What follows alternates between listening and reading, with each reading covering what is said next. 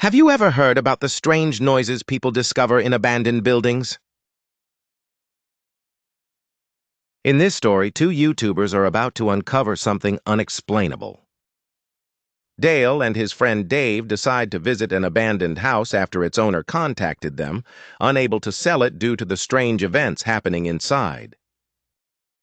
As they film, the mysterious sounds begin to appear. As soon as they get out of their car, they hear loud knocking coming from inside the house. They enter cautiously and find a strange box surrounded by candles, suggesting some kind of ritual.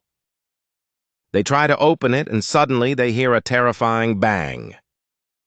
They run out in a panic, and the doors close mysteriously behind them. They didn't notice it until they reviewed the footage, which only added to the mystery.